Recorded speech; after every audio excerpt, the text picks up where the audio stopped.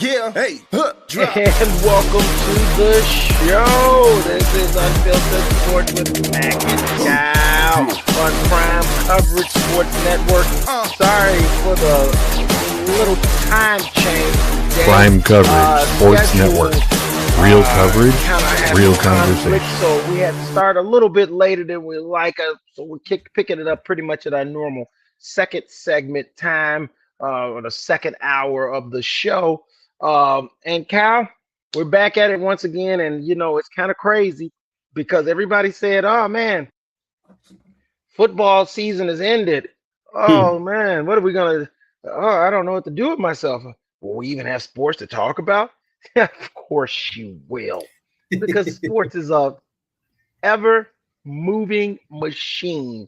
Yep. It has no quit, and let me tell you. Just this fast over the weekend, we already have had multiple stories coming out of the woodworks left and right. So many that we won't even get a chance to cover all. We know the Royal Rumble happened. We had Royal Rumble winners. We know that the Australian Open happened. Carlos Alcatraz. Carlos Al. Is it Alcatraz? I don't want to say it's Alcatraz. I think that's wrong. I don't think it's Alcatraz. No. I don't think it's Alcatraz. But he's one of the youngest tennis players ever to win the Grand Slam. He looks like the future in the face of the league, and that was really exciting. But even that still wasn't enough when we had obvious big stories that developed over the weekend, with it being a lull. With no with no football action at all. Super Bowls will be getting played this Sunday. Mm-hmm. Comes out swinging. Paul George gets suspended for 25 games for using an illegal substance of some kind, although he did not specify. I'm going to assume with a suspension like that, it has to be some type of steroid or HGH related thing. Oh, he did make a statement though. He was saying he was suffering some stuff with mental health, and he took an unauthorized prescription. Yes.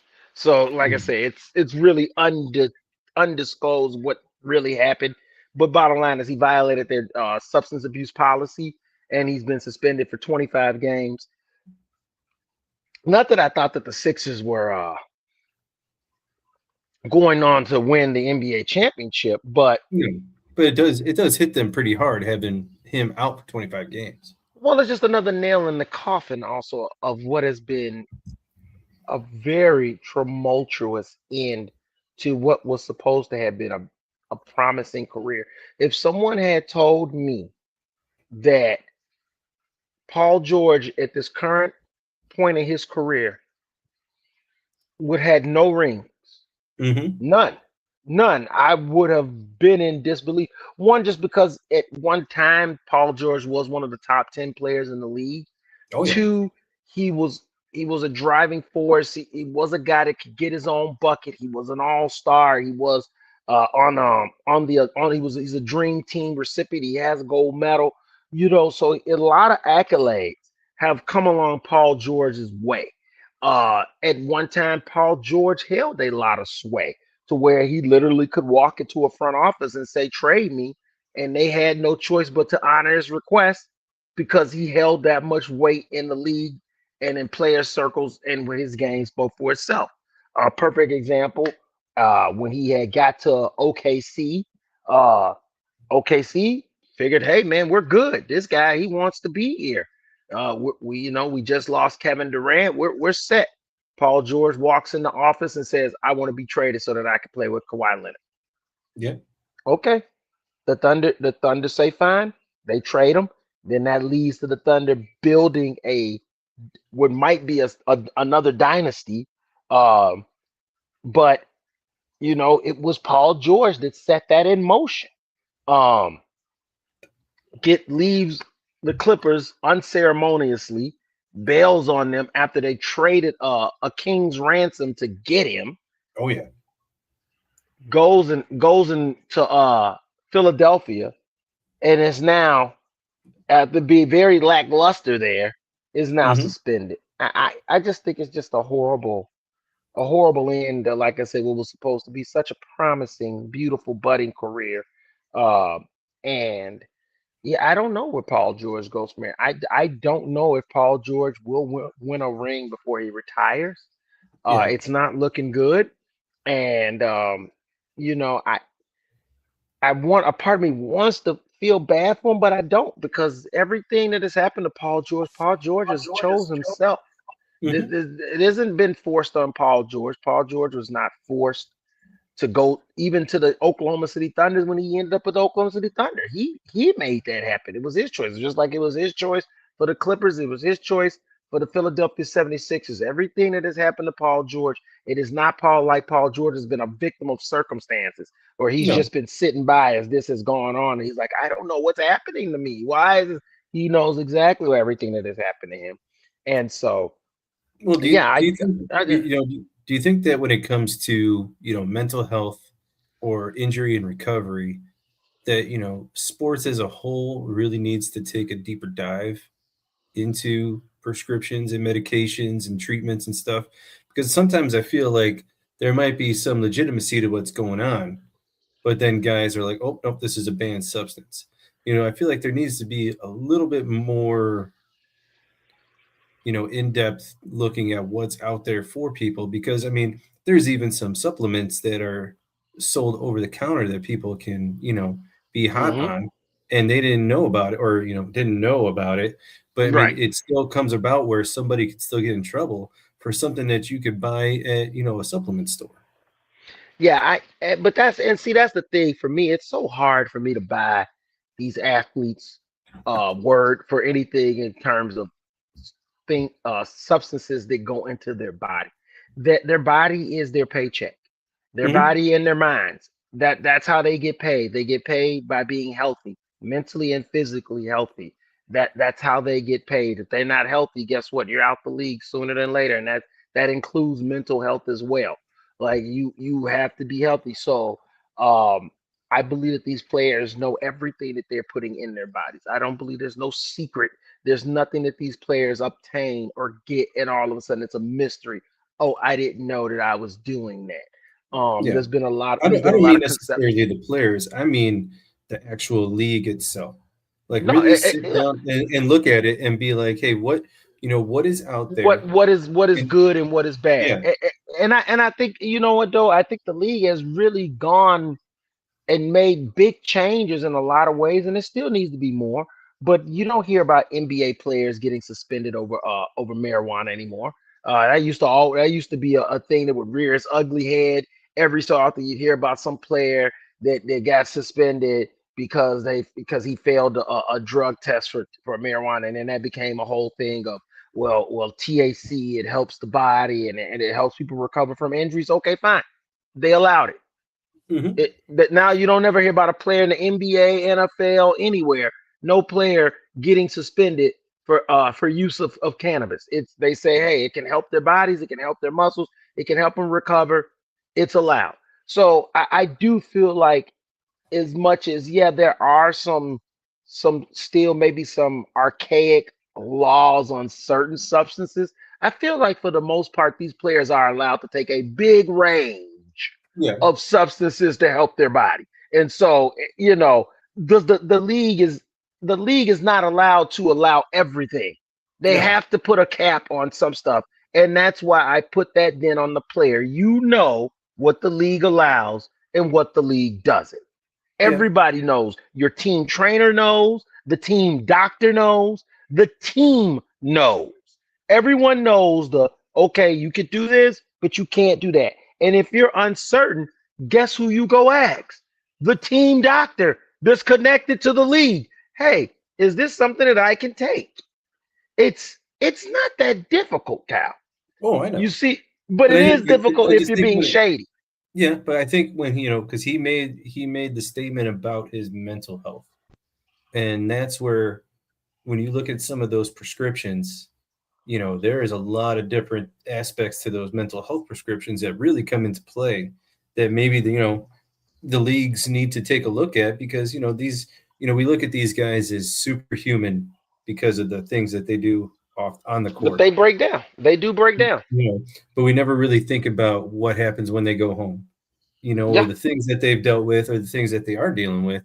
And I feel like maybe they need to maybe look at the mental health prescriptions a little bit more deeper. I mean, like, I don't know. He could have been lying and said, he got caught doing some other stuff. But I feel like when it comes to mental health, I mean, you have, in NFL with CTE and things that could be prevented with that, and just other issues that people go through on a daily basis. I mean, maybe they need to take a harder look at not the performance enhancing side of things, but what is the mental health side of things.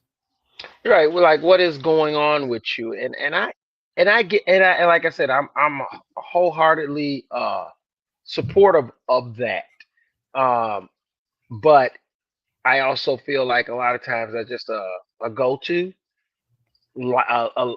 lame excuse to try to excuse whatever you're doing. Because like I said, I mean, you look at someone like LeBron James. He's the perfect. LeBron James knows any and everything that goes into his body. LeBron James, I guarantee, more than likely, probably does talk to a sports psychologist, like most of these players do. They get help on every level, mental and physical, and that's why it's hard for me to believe that you would. First off, if you're taking something for your mental health, I would imagine it would be prescribed, a Mm-hmm. prescription. It did And say if he did say it was a prescription that wasn't allowed. if you're getting a prescription, like I say, I don't, as a professional, I don't see how you do not go back to your team doctor and say, "Hey, is this good for me? Is the league does the league allow this?"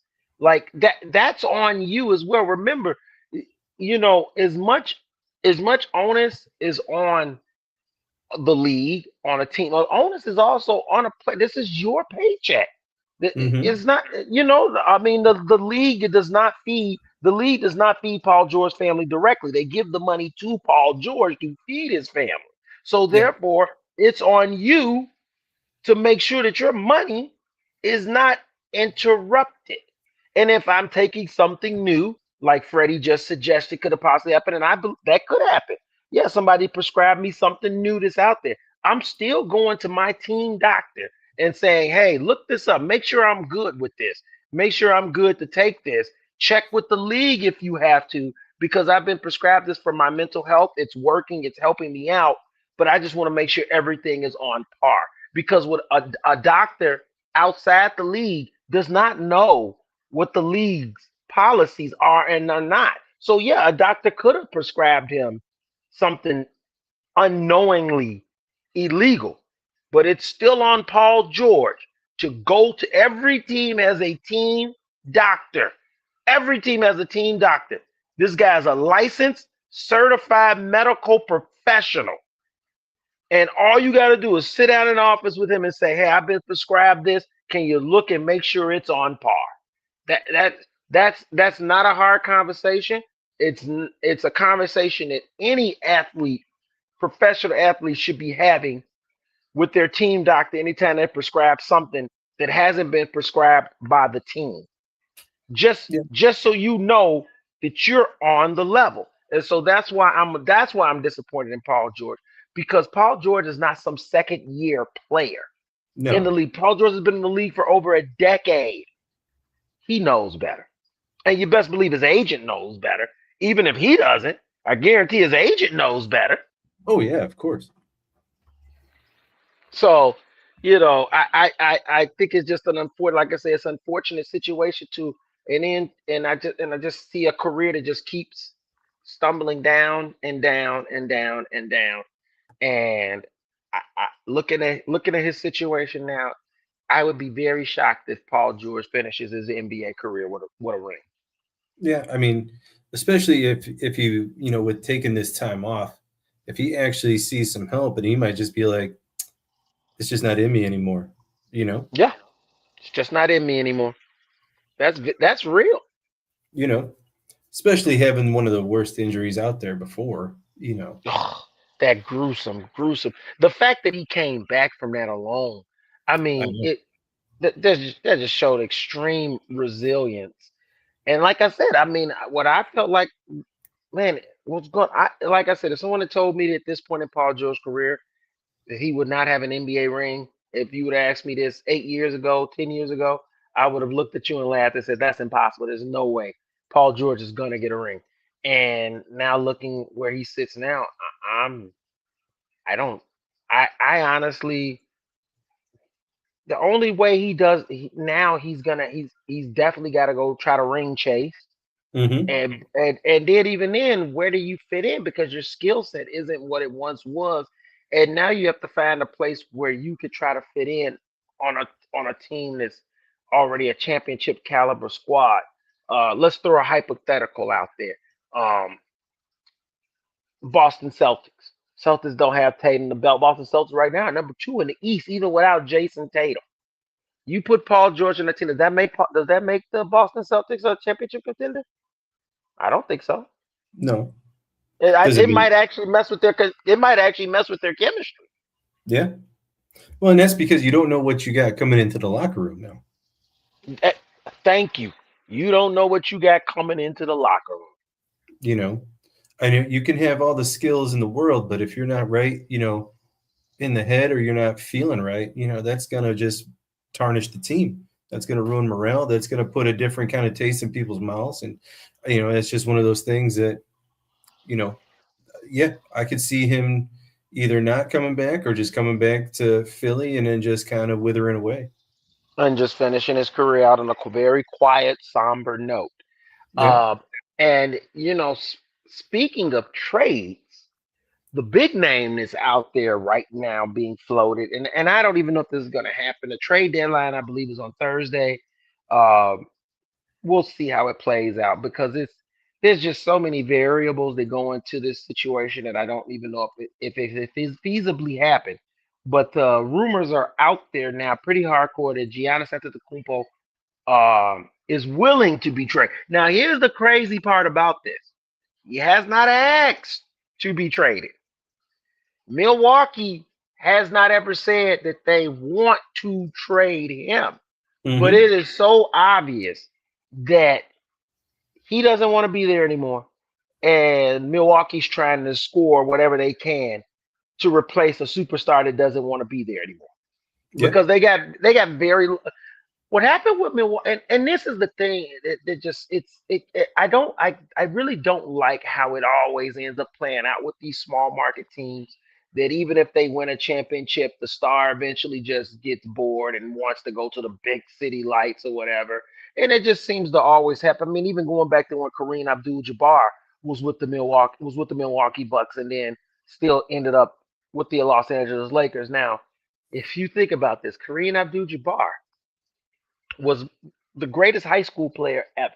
Still, probably to this time, probably people will say one of the greatest high school players ever. He was the greatest college player ever. He comes into the NBA. He's immediately dominant. Rookie of the year. Wins a championship with Milwaukee, and that still wasn't enough to keep him there. He still ended up in LA. And Mm-hmm. so, this is the one thing that I get kind of like sick of it sometimes because it's kind of like Kawhi Leonard. Oh, he wins a championship with Toronto. Now that's not good enough. I gotta go to the Clippers. Okay, you haven't sniffed the NBA championship since. And if Yeah. you'd have stayed in Toronto, you'd have been a king. You could have had called whatever you wanted to call. You could have asked whoever you wanted to play with you. You would have had a statue out in front of that building and everything. But that wasn't good enough. And see and that's my issue with all of this is that okay, fine. Now Giannis says, "Oh, I'm willing to be traded." Say, Mm-hmm. I'm willing to be traded. So now that leaves Milwaukee to where okay, we got to try to get all we could get to try to replace this superstar that we luckily got. Mind you, remember they developed Giannis. Yes, they Giannis, did. Giannis did not come in the league a super. He was not a LeBron James out of high school dominating people. He wasn't a Kyrie Irving. I played my freshman year, and now I come into the league and I'm already sensational. it took time. He had to learn the game. He had to get size. He had to build himself up. He was a second round draft pick. Milwaukee could have had cut him. They saw something in him. They said, you know what, there's something there, you know, and they brought him up. And now it's not working. Now losing is happening. Okay, I want to be traded. You can't blame the Milwaukee Bucks for wanting to get all they get because they know how rare it is for them to get a superstar. They're Oh, in yeah. Milwaukee. It's not Yep. like they're going to have some free agent that Kevin Durant will never sign with the Milwaukee Bucks. No, Okay, especially if Giannis is gone, he really ain't gonna sign. but no, but I'm just saying, even with Giannis, that he still wasn't going. Okay, trying to get free agents to go to Milwaukee, good luck. That's not happening. So they know that they got very blessed with being able to draft and develop this kid that turned into an NBA superstar. So you can't blame them for looking at it like, when's the next bite of the apple? We need to get any and everything we can get our hands on. Yeah. So in the hopes that we will be able to land another said superstar. And so, how this plays out, where Giannis goes, it's going to be tricky because the fact, one, he does have a calf injury that he's nursing. Two, Giannis is 31 years old, so you've got 9 seasons maybe at best if he decides to play to 40. Most players hang it up a little bit before 40. So you're maybe looking at 7 to 6 years at best out of this dude. Yeah. As long as he stays healthy. Now attrition is gonna be a part of those 6 to 7 years. He's part of this. It is impossible to.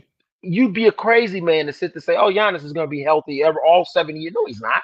There's No. gonna be a season or two where he's gonna be dinged up. He's gonna have injury. So now you're cutting into another one of the seasons the few seasons that he's gonna have left to give you. So if you're a team and now you give up a bunch of assets for him, Giannis goes for 4 years. The assets you gave up extend almost 8 years. You lost.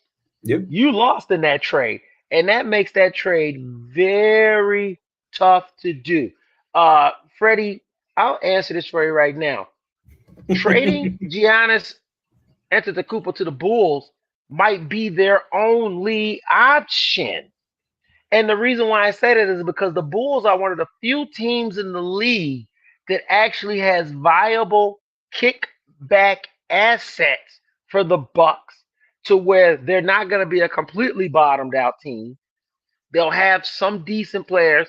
The Bulls have some draft capital which they can utilize. Mhm. But at the same time, I'm not excited to see Giannis playing with a bunch of nobodies. If the Bulls are going to trade for Giannis, if any team is going to trade for Giannis, you would pray that they would do what the Lakers did and give him away for nothing, like they did with Luka. Yeah. That's what you're praying for. That they're gonna give him away for some very few little assets. But the problem is, like I said, I just don't think Milwaukee's in that situation. I think Milwaukee's looking at it like, hey man, when's the next time we're gonna have a superstar? Let's try to make sure that we get enough components to try to hopefully land one in the draft with multiple draft picks, because no team has a superstar to compete with of Giannis's level compared to the team or market that Giannis will want to go to. Because Giannis is gonna want to go to a big market. He's in a small market team and he's won a championship. So therefore he's not necessarily ring chasing because he already has a ring. He's not going to want to go to another small market team because he's dealt with that his whole career. Mhm. So now, okay, big markets. Now, where does that leave you? The Knicks can't make a move for him. They're strapped. They're strapped salary wise. They're fixed in their locker room. They're trying to make a run for playoffs. Would Giannis make them? Could Giannis push them over the top? Possibly. But who are you giving up for? Who are you giving up for? Remember, you got to give to get. Yep. You're going to give up Karl Anthony Towns. You're giving up Jalen Brunson, because they're the only 2 players that are on Giannis's level. Yeah, you'd have to give up one of them, I think. Those are You the know, only two players on that team that are on Giannis's level. Okay, you turn to Golden State. Jimmy Butler's out for the year. You're gonna trade a guy that's hurt and done for the year. I don't. That's not business smart on Milwaukee's end. no. Steph Curry's going nowhere. Draymond Green is a cancer in anybody else's locker room other than Golden State. And even in Golden State, sometimes he's a cancer in that locker room. Yeah. What do you So think about what do you think about Miami? what assets? You're gonna trade Bam? You're gonna give up Tyler Hero? Now who does Giannis get to run with? See, that's the Yeah. problem. You trade for Giannis, you have to give up something to get him. But you got This to is still why. keep a somewhat of a team around him Yeah, you to got to be still able to keep do somewhat of so. a team, and that's why I say that the Bulls might be the only team because the Bulls are in that vicarious position to where they're not bottom feeders, but they're not so high in the grand packing order that adding Giannis is going to destroy some type of team chemistry or a championship run. Yeah. That's not going to happen. Well, You then can't, who would you think that who do you think that the Bulls would have to give up though? well, you're giving up Kobe White for sure. You have to keep Bucelis. You have to keep somebody for Giannis to run with. So Hmm. you got to keep Bucelis. Gidney doesn't have enough stock. I just don't think they care enough to want Josh Gidney. And plus, remember he re-signed that contract with the Bulls, so I don't know if they even want to pay Giddy the money. So Giddy probably gets to stay. Uh, Vucevic is gone.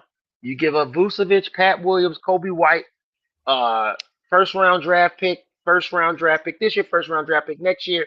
You give up your second round draft pick this year as well, and a second round draft pick next year. And I think that's the deal. I honestly think that is more than because now that gives Milwaukee two first round picks for 2 years now, back to back, and two second round picks. So that means you got an influx of four young players in the next 2 years.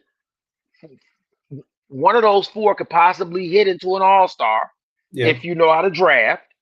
You've got Kobe White, who is a serviceable player, and he's not a superstar. He's not a star, but he's right on the border. Vucevic, decent big body guy that's gonna give you points. He's sick of the Bulls anyway, and I Yeah. feel like the Bulls are kind of sick of him. Oh yeah. And then I would just want to get rid of Patrick And then Williams. Pat Williams has got to go just because. Yeah. Just because he should have never drafted or signed him to that contract. And honestly, a new destination might unlock something in him. Because Yeah. he has shown flashes. He has shown flashes where, Patrick Williams scored 20 points. Wow. You know what I'm saying? Like it's like one of those, like, I didn't think you were even capable of it. So he has shown flashes of that, he can be a contributing player. Um, I think if you were able to formulate that, I think that could be enough. I think that could be enough to probably push it over the top. Now I could be wrong. Milwaukee still might want more, but I don't think that that's a bad thing. I don't think that that's a bad trade on the table, Yeah. and it But I still just, leaves I you just with don't I just don't see the Bulls upper management doing that. no, because they're not smart, and we know this. Yes. We talk about this on our local sports show on the reg. But if they were on the side of smart, that would be the move that I would be looking to do. And like I said, a lot of things point to that's kind of where looks like Giannis kind of wants to go as well. Like I said, he definitely wants to go. Like telling him, "Oh, Giannis, we're gonna trade you to San Antonio." Yeah, okay, you get to play with Victor Wembanyama, but that's cool. Maybe they even go on a run. They win a championship, but he's still in a small market. And I Yep. don't think that that's what Giannis wants anymore. I think Giannis wants to be on billboards. I think he wants his name to be known in a city, in a big city that can spread him out more. And Chicago could do that for him. I mean, he's gonna have the bright lights on him. Obviously, immediately, you're getting tons of accolades and endorsements, and you're the man. You know what I mean? You come into Chicago, you're the man. Right Yeah. away, you're the man. But it's just not that much different of a situation. You already got in Milwaukee. Yeah. Yeah. I mean, then do you think that the Lakers make the move and do another Kareem over to LA?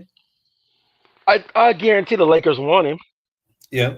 Oh The yeah. problem is that you have nothing. And I mean nothing to give because any little assets you had, you gave for Luca last year, and you don't have any draft capital.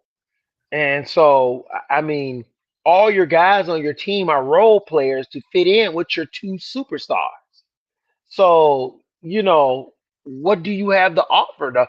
The best that you have to offer are the pieces that you're trying to cling to for a championship. If I'm Milwaukee, I'm immediately asking for Austin Reeves. Yeah. Oh yeah. I'm immediately asking for Austin Reeves. They don't care about LeBron. They look at him that he's over the hill. Not that he's past his prime, but he's over the hill in terms of a trade. Like you're not asking to trade for a guy that's 40 plus years old, and he's No. getting ready to do his retirement tour soon. No, Um, you'd have to have a package with, I think, Austin Reeves and Rui Hachimura. you would have to, along with You know. multiple draft picks, Yep. multiple draft picks. Would it put the Lakers? Would it? I mean, a combination of Giannis, Luca, and an aging LeBron. Could it be one more run in LeBron with that type of lineup? I most without a doubt, most definitely. It most definitely would be. But like I said, I just don't know where they're gonna get the assets from the trade from unless they work out a three team deal, which is what they would have to do. I just don't. The Lakers are popped on assets. Yeah. But I could see them still trying to make a way somehow. You know, Of course, they'd be or the crazy or the not to. or the league would step in and be like, "Oh, LeBron wants this, so we need to make this happen." Well, you got to look at it. Trade Giannis for a bag of balls and a second Yeah. round pick. Well, I mean, look at it. The Lakers. That's what they're missing. That's Yeah. what the Lakers are missing. The very piece that they had to trade to get Luca. They had to trade Anthony Davis, who was their somewhat serviceable big man when he was healthy. But you can't tell me that if Anthony Davis, Luca Doncic, and LeBron James were together, we wouldn't be talking about a championship. Yeah. So, it is the piece they're missing uh, on that team. But like I say, their assets, man, their assets are popped. Yeah. And I don't know. I tell you what, it would be exciting. That's the doctor. I would tune into that. I'm not gonna lie. I would tune into that most definitely if the Lakers grabbed Giannis. I would definitely want to see what that looked like. Yeah. I'd be intrigued. Um, and I'm trying to think who else could be a possible player for Giannis out there. Um, you know, as crazy as it is, and I know people are not gonna scoff at it because this team is winning already. But if I'm the Oklahoma City Thunder, I'm calling. If I'm the Thunder got the assets, they still, the Thunder still got like seven something draft picks Yeah. in the next 2 years, like in the first and second round. The Hmm. Thunder have sick assets along with pieces that they could part with. Oh yeah. I would part with Holcomb over Giannis. Yeah. I wouldn't even think twice about it. I would totally part with him. Give him up. And Give I up see another. pairing him up with SGA. I mean, this is what now. That's how you continue your dynasty. Yeah. That's how you continue your dynasty. And like I said, and they've got the assets to do it. Like I would take pretty much the majority of those draft picks because you're not gonna need them. No. You're not. If you're Oklahoma, you've already got a great core. You're not going to need all those draft picks. You're going to end up utilizing them anyway for pack. If I was Oklahoma City Thunder, I would not be sitting on my laurels feeling like, oh, we got a great team. Great. I would look at the opportunity to get SGA, one of the best post players in the game, or one of the best big men in the game, and let's ride. And Yeah. let's ride. That's my you know that's just me giving it to everyone unfiltered. That's the real right there. If I'm the Oklahoma City Thunder, I'm just sitting back and I'm not saying a word, and I pick up that phone in Milwaukee and tell them I got 5 draft picks for you that you can have in the next 2 years. I'll throw in Chet, and I'll give you one other player. Deal or Yeah. not? Simple. Yeah. But then, does he look at it as the market or winning? Because they would bring it up to Giannis, be like, hey, do you want to go to OKC? He might want to be like, why would I go to Oklahoma after Yeah. leaving Milwaukee? And that goes back to that small market again. That Yeah. goes back to But that then small but market. then you look at it, it's like, yeah, but you're in a place where you could win right now, man. Not only that, Or do you not care about it and you just want not to only go that, somewhere to be in the lights? a dynasty. Yeah. You got to remember what I said. He's probably got 6, 7 more years in him at best. You got a chance to be a part of a dynasty at the back end of your career. Mm-hmm. I'm listening to all of that. I'm listening to all of that right there. When you Yeah. start talking dynasty and my legacy, and now we're talking a whole different conversation. And I think that he should definitely be open to listening to that because him and SGA, along with the William boys, that's a dynasty. Yeah. That's a dynasty, big time. Oh, I completely agree with you on that, man. I didn't really think about that at first until you brought it up. Then it's like, yeah, that's one of them that makes the most sense, especially with Because how much draft capital they have. They give yes, up those first couple. You save your later picks for a couple of years when Giannis ages more, and you get rid of the younger ones right now because you don't need them. because you don't need them. You don't need them. And I just think that that would be a huge move. Like I said, now I doubt OKC pulls the trigger because they're probably looking at it like, hey, we got a championship team, we got a great core, we don't need to mess with nothing. But I Yeah. mean, if every I feel like this. If you got a chance to go shoot for the moon, you shoot for the moon. There was a lot of power forwards when the Bulls needed a power forward to replace Horace Grant when Michael Jordan returned from his first retirement. There was a lot of power forwards out there. The Bulls saw a chance to get one of the best. They saw an opportunity to get one of the best power forwards in the game, one of the best rebounders in the game. Yeah, he was a malcontent. Yeah, he was a locker room nuisance, but they knew what he could do and what he could turn their team into. And then they went out and got Dennis Rodman. Yeah. That's what you do. You could have got you take your pick, more than likely a power forward. Plug them in. You got Scottie Pippen. You got Michael Jordan. You got Tony Kukoc. You got Steve Kerr. You got scores all over. All they need is a guy to do is come in, rebound, right, and play some defense. But they chose to go out and get one of the best. And that's how you keep a dynasty going. You Yeah. make the hard decisions to say, hey, we're good and we could have this, but if we could get one of the best at what they do to pair with our superstars, that's how you keep the dynasty going. That's what Golden State realized. That's why Golden State pursued Kevin Durant. They said, hey, we could keep this dynasty going. Now, Kevin Durant, because of his infighting with Draymond Green, couldn't see the bigger prize. But that's what it was for Golden State. That's why they pursued him in the first. They were looking at the way to keep a dynasty going. If you got a chance to get one of the best at a position, you get that guy. And then Yeah. you keep the dynasty rolling. Exactly, man. Yes. Speaking of keeping things rolling, we know that the coaching carousel in the NBA has finally come to a close. It's reported that Kubiak is going to be hired after the Super Bowl, the offensive coordinator for the Seattle Seahawks. It's pretty much being reported this is all but done deal. As soon as the game is over, he'll sign his contract and he'll be the coach of the Raiders. Um, Now that all of the coaching positions have been filled, who got the best job in this coaching carousel? It's so far, like I said, nothing's been played on paper. We don't know how it's going to play out until the games are played, till the drafts happen, and all that sweet stuff. But just right now, which Just coach got the best job? man. Uh, I would say with the possibility of young talent and bringing in somebody with a veteran presence as a coach. I mean, kind of like the way the Giants look. It's hard. it's hard to overlook that team. Mm-hmm. One, because of the defensive line they have, which is young and very talented.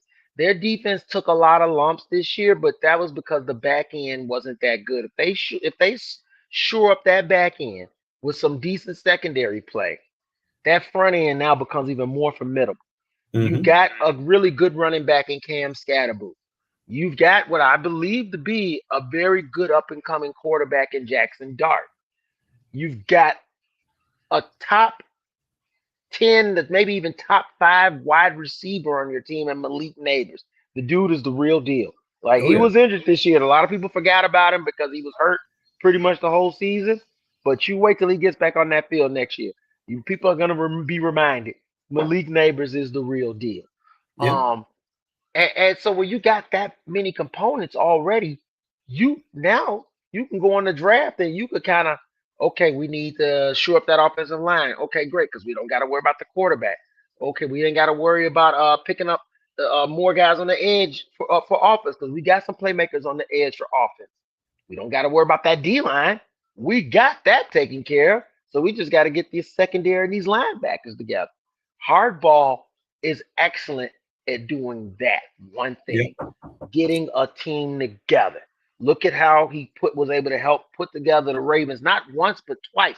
Let's remember that Joe Flacco would leave after he won a Super Bowl with Flacco. He then gets Lamar Jackson. And if you really think about it, it was kind of crazy how that even played out. Because remember, most teams were like, oh yeah, whatever, and Ozzie Newsome, in one of his last moves as GM, says, I'm getting you that kid. Yep. And then Harbaugh's second run was able to take off. Hey, we have a guest coming in, and it's going to be Casey. Yeah. Whoa. What up, boys? Yeah, brother Casey. What Kyle brought me in, then he just left. No, hold on. Let him get it all. Let him get it all settled out. Let him get it all settled out. Oh, man. He'll be back in a second. Yeah, I don't think even the plan was for you to come in the lead. No. I had the to middle. take care of something real quick. He just wanted to be in the middle of the screen. That's what it was. Yes, sir. Yes, sir. Welcome, brother. Welcome once again, brother Casey. There. Go ahead and How's shout that? out Is to that everybody. Tell everybody who you are, my friend. Well, you should know who I am because you're running my ticker at the bottom of your screen your entire show, by the way. Mm-hmm. Not me. Your fans. Our fans. Well, I mean, They don't read. Well, if they're following the ticker and going, they should know. But, ladies and gentlemen, I am Casey, the Remix Schedule. I'm on Wednesday nights, 7 p.m. On Time Sports Talk, as the hoodie would tell you. Yes, sir.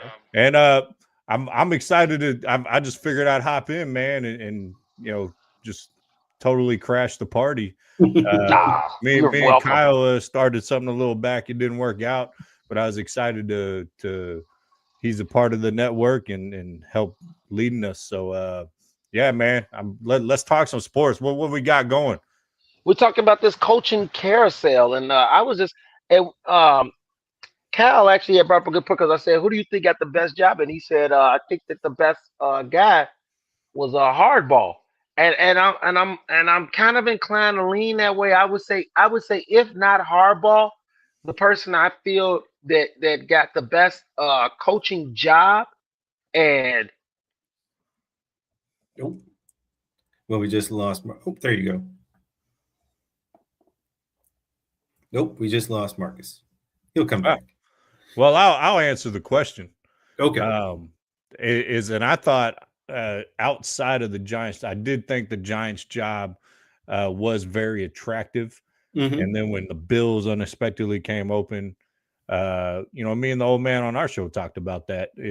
I thought the Bills would be the most attractive, just because you have a top. I think he's the best quarterback in the league right now. Since Mahomes got hurt. But at the end of the day, dark horse best job, I think, was Atlanta. Really? I do think it was Atlanta. When you start considering the ascension of Kyle Pitts at the end of the season, We've been waiting for that as a football fans, I guess you could say. I like what I've seen out of Penix, even though he has a tendency to get hurt. But you also have the best offensive weapon in the league, arguably, with Bijan Robinson, and you have Drake London. I was going to say, don't leave Drake out. And yes, as Between the Benches podcast just said in the comments, do y'all know? You can put those on screen automatically if you don't want to. Yeah, we just don't want nobody. We just don't want nobody to think that we're listening to them. I got you. Hey, you do you. No, we're just joking. We're just messing around. We love the comment. Kyle Pitts, you better re-sign him because he's starting to figure it out. And I think Kevin Stefanski, who got that job, I think he can turn that offense around. He got kind of a raw deal when it came to quarterbacks in Cleveland. I think we all can agree with that. But and as Between the Benches says, they do play in not the best division in football. So true. What do you guys feel about the Buffalo? Because that before I got interrupted, that was who I was going to say. I think that the Buffalo job might have been the second best job, only because they didn't they kept the same guy that's been in the building. They didn't bring some guy that's coming from outside the building. This guy's already in the building, and I think that gives him a head start on a lot of these other coaches, where he already knows the staff, he already knows the GM, he already knows the medical team, he knows the press team, he knows the PR department. You know what I mean? He's probably already. All they did was just move. What was his name? No. What was the coach's name that they fired? McDermott. Yeah, it's almost. I could just see them just packing McDermott stuff up in a box and then moving his stuff right in there. It's like seriously, like it was that seamless. But my only problem with that job is as I feel like that is a lot of pressure, because let's be honest, it's Super Bowl or bust with that job. That's why McDermott got fired.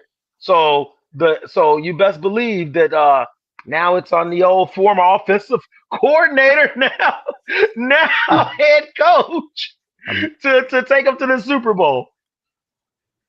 Kyle, what you like the Bills' job or no? Yeah, I look at it and I'm like, yeah, they're good, but it's just like they can't get over the hump. And I feel like if you really want to make a change and make an impact, you don't hire from within. Because clearly, if there was something wrong with the head coach not getting the job done, and there's something wrong with that offensive scheme not getting the job done, then I feel like you need to bring some fresh faces in and start fresh and start completely new.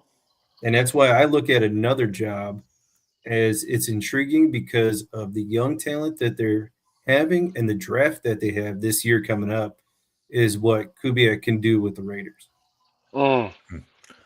Well, so what's the worst job, guys? Answer that for me. I'll answer both of your questions because you didn't hear my Bills part. Is the Bills, you have I think he's the top quarterback in the league outside of Mahomes, personally. So you're starting so far ahead there. And Kyle, you don't hire within. I'm going to talk from my coaching experience. And for those who don't know, I was a basketball coach for 16 years. And I just left that this summer. So a first assistant in basketball, we do what the head coach wants, but we have our own ideas. There's things we would do different. There's players we would approach different, but we do it a certain way because that's how the head coach wants it handled. There can be a massive difference. My last year at one of the high schools I was at, my head coach had to resign in the middle of the season. We're on a 7-game losing streak. And we ended up turned things around, finished 8-4, made the playoffs, and pushed Katie Paytow here in the Houston area before they went 6A to the brink in the first round of the playoffs. And so a new voice, even though it may be within, can be effective in my experience. So I don't know necessarily, that's a to be determined over there. The worst job, the Browns. I'm right there. It's either that or Arizona. I can't decide. And the only reason why I'm willing to put the Browns above Arizona Is the defense? Yes, is the defense, and at least they have some options at quarterback, and they still have draft picks. The the Cardinals don't have Kyler Murray is on a big, massive contract still, and they know they're done with him. We don't know what Deshaun Watson is going to be yet. We haven't seen him play in 2 years, so either he's going to be good or he's going to be horrible. That's just plain and simple. But what happens? What happens if he's good? Because he's shown that he can be. We know what Kyler Murray is. The Shedeur Sanders story might not be over. Shedeur came in at half a season.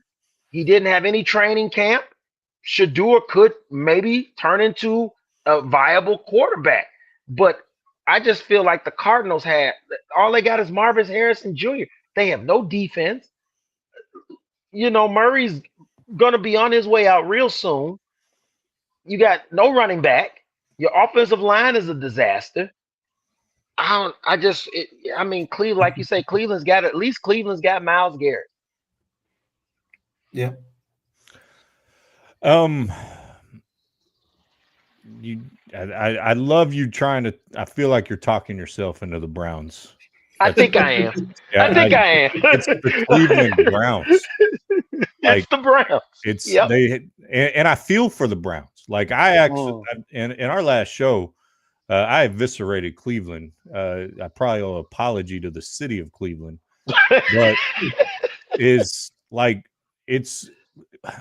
they just don't have a way to develop quarterback. Deshaun Watson, if you're pinning your hopes on him, good luck.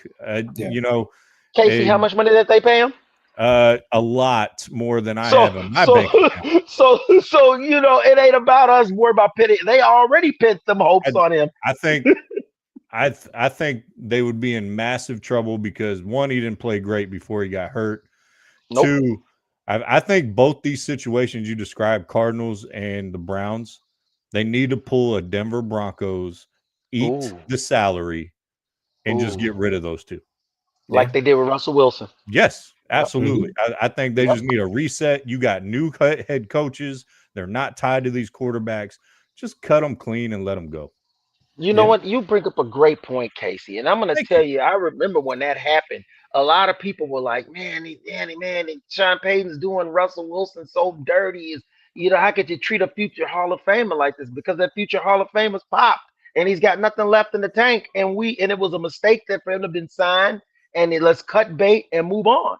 And I believe that's 100% true.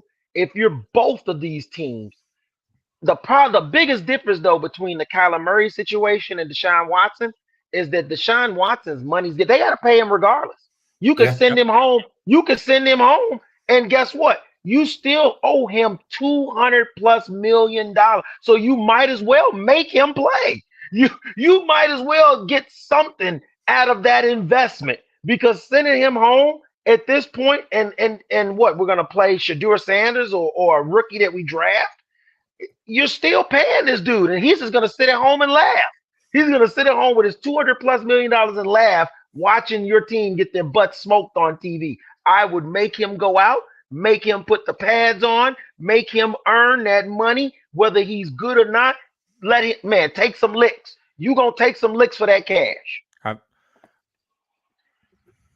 I would like to take the licks without him, because he hasn't been a great dude in the locker room. He hasn't been a great citizen when he was on the field. To me, once he got that guaranteed contract, he seemed very disinterested.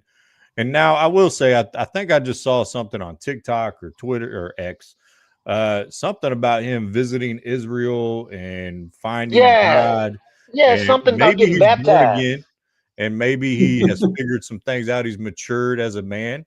That stuff does happen, and maybe he'll have a renaissance part of the career. So maybe you're right, Mac. Maybe I'm wrong. You know what though? That's the thing, is that I don't think you're wrong, Case. I don't think you're wrong. What I'm saying is that I'm getting something out of it if I'm Cleveland.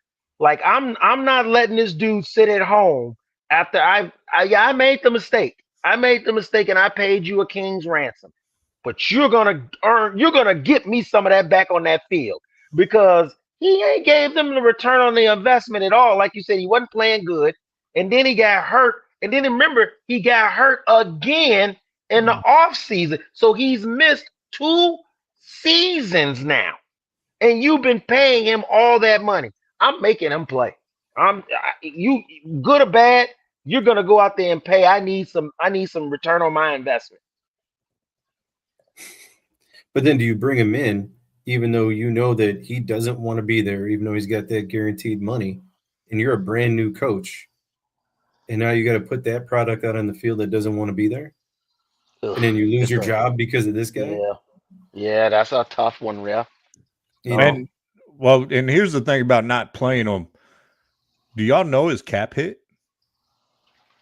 No, what is his cap hit? $80 million. Whoa!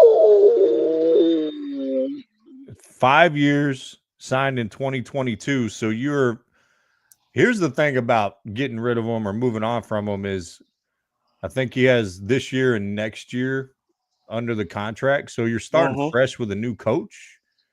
You know, I think there has to be an understanding in that room that if we draft a guy, you know, I think if you're Cleveland, you tear the whole damn thing down, to be honest. Yep. I think you trade as soon as you get in a position where you can trade Myles Garrett to get a king's ransom. Not that I have my own issues with Myles Garrett and what he did last offseason, but you know, send him off and you start. I mean, obviously you can't just trade all 22 of your starters, but and you got to start rebuilding somewhere. But you're not. Ryan Poles tried to do it. Huh? I said Ryan Poles tried to do it when he took over the Bears. Oh, with the Khalil Mack thing? Khalil Mack, Keem Hicks, everybody and their mama was got that door. Oh, yeah. And then what did they do? They got smart. They got patient. They got their quarterback, which I'm sorry, I will never pick him because he paints his fingernails. I'm sorry, I just can't do it. Respect. Sorry, Kyle, you may remember that from our original podcast. So I just can't do it, and I hope he proves me wrong because that was one of the most immaculate throws I've ever seen in that game. By the way, I give credit where credit is due. So I hope he proves me wrong for Chicago's sake. Because you want to talk about Cleveland's fan base, Chicago's fan base, y'all been suffering a while yourselves. So, I got you. Not as long as Cleveland, but yeah, the suffering's been there. And Cleveland, they've just accepted their fate now. You know, the Cavs are all right, and then I don't know, you renamed your team the Guardians or whatever the hell that is. Cleveland. You know, it sucks. One of the best sports movies ever is the Cleveland Indians in Major League. Yes. What do you want to go remake it and be the Cleveland Guardians? It just doesn't sound right. What did the groundkeeper say? They're still shitty.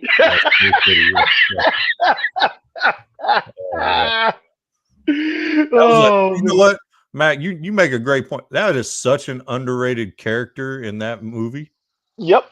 The two groundskeepers. The two groundskeepers. Oh, heck yeah. Oh man, this is a blast. I love chopping it up. Man, Case, you come join us anytime. We love when we have guests. We've had Kitty on. We've had Freddie making a jump in there. We had Robert Little on last week. Man, we always love when we get guests to come in and chop it up with us. It's always fun. So you come in anytime, and if we have the open chair to join you, we will definitely join you one day this week. All you gotta do is log into the studio on Wednesdays. That sounds like a plan, brother. So you gotta give me a heads up because I got a shirt I gotta wear when you're on. I I still have don't know what this shirt is. I don't know what this shirt is, Case. I don't know what this shirt is. It's the, I'm assuming it's the podcast shirts so I make shirts, or my wife makes shirts. We actually made this. So yes. And so I had shirts made for the Kyle, Casey, and Juan podcast that we called it Last Call Sports, right? Yep.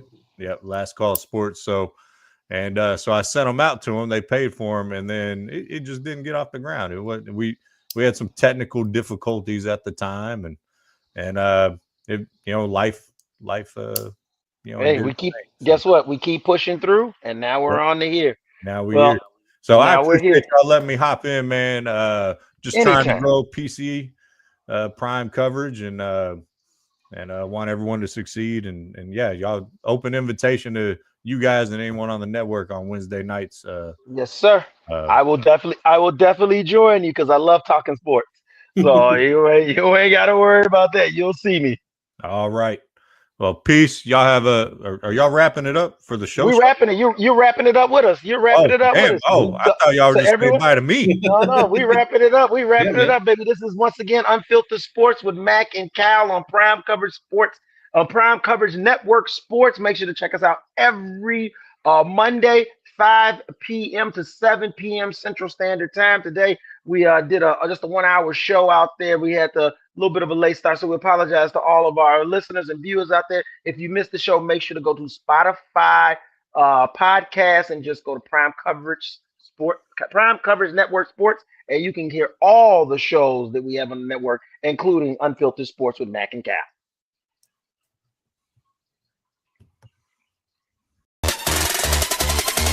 Yeah, hey, drop.